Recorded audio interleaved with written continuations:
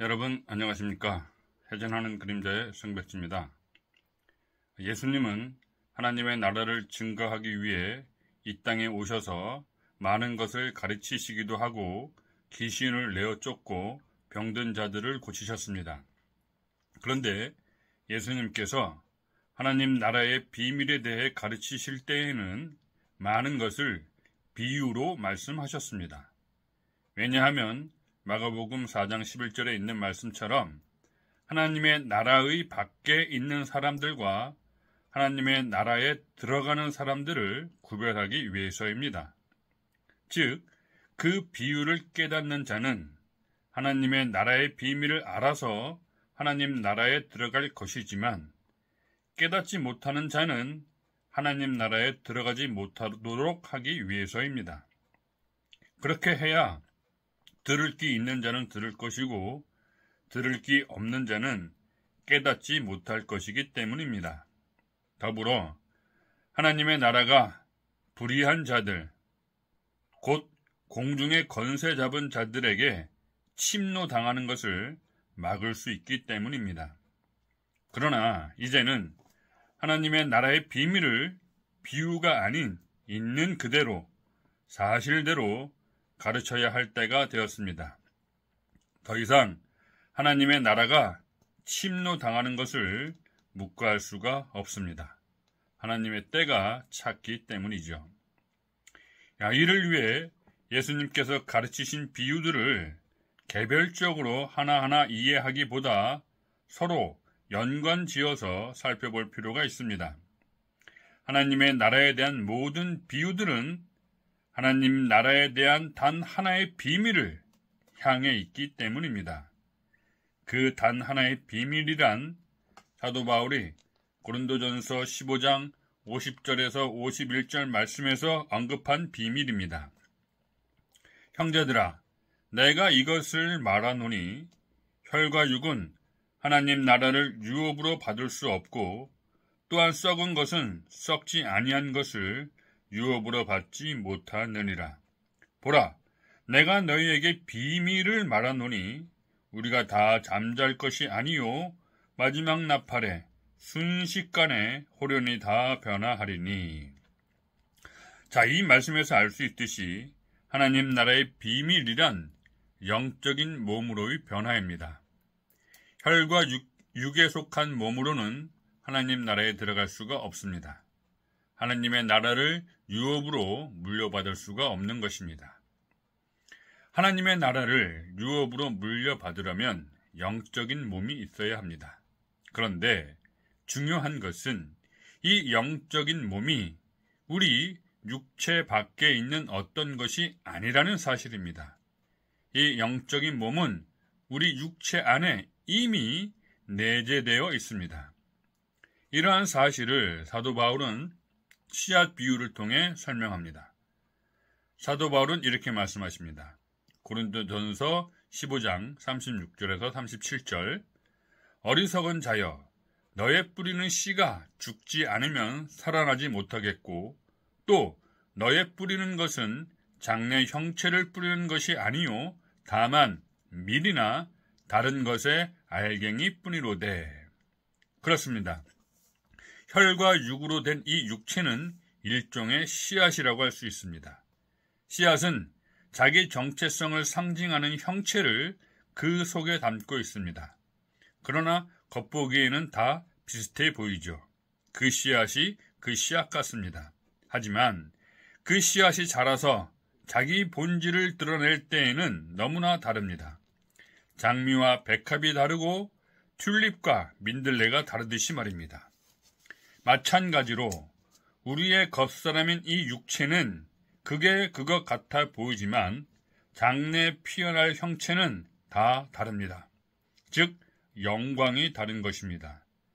고린도전서 15장 40절 41절에서 사도 바울이 말씀한 대로 땅에 속한 영광이 있고 하늘에 속한 영광이 있으며 또 땅에 속한 영광이 다 다르고 하늘에 속한 영광도 다 다릅니다.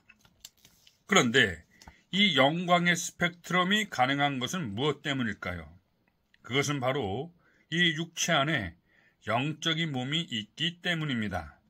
이 비슷해 보이는 씨앗 속에 장차 나타날 영적인 형체가 내재되어 있다는 것입니다. 바로 이 영적인 형체가 하나님 나라에 속한 비밀입니다.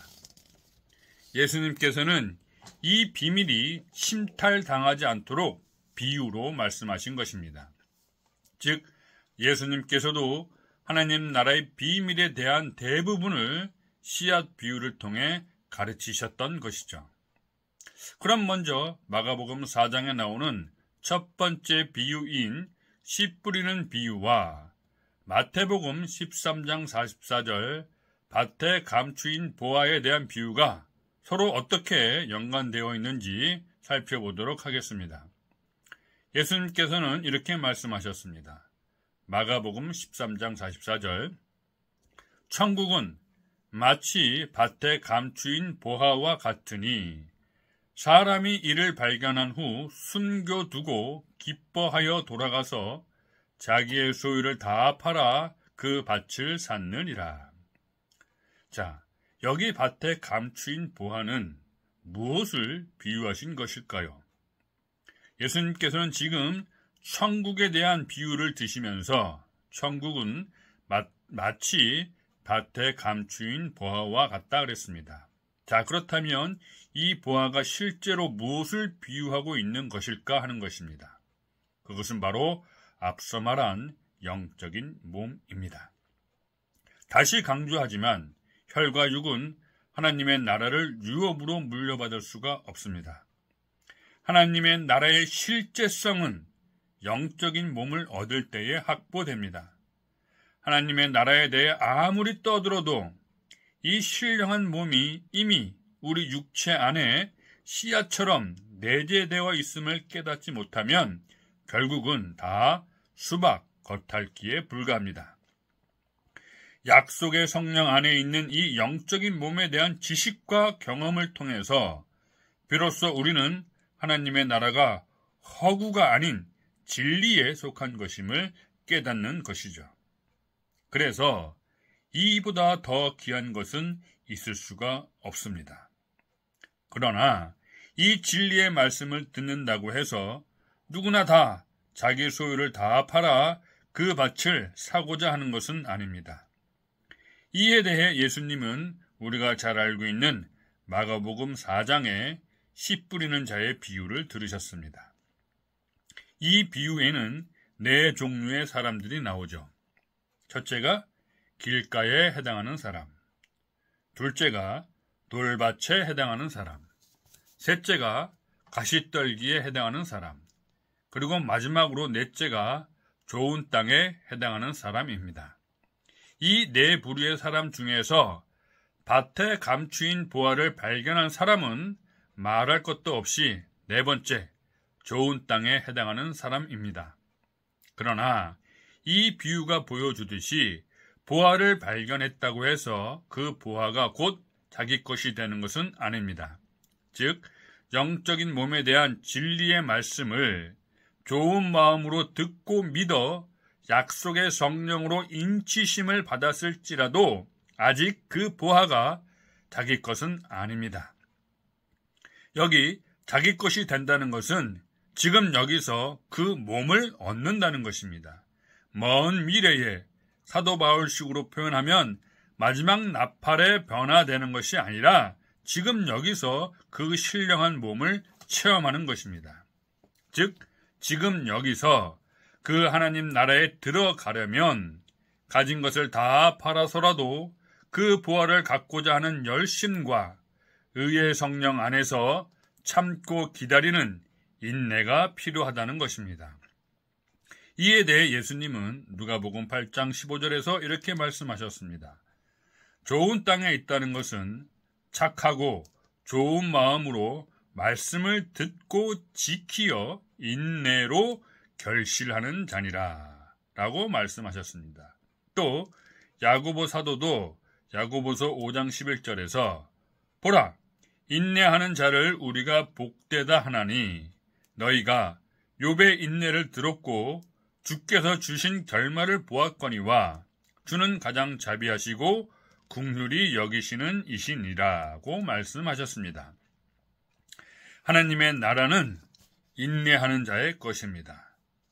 하나님의 나라의 비밀은 인내하는 자의 진실과 겸손 안에서 성령의 능력으로 그렇게 열리게 될 것입니다. 감사합니다.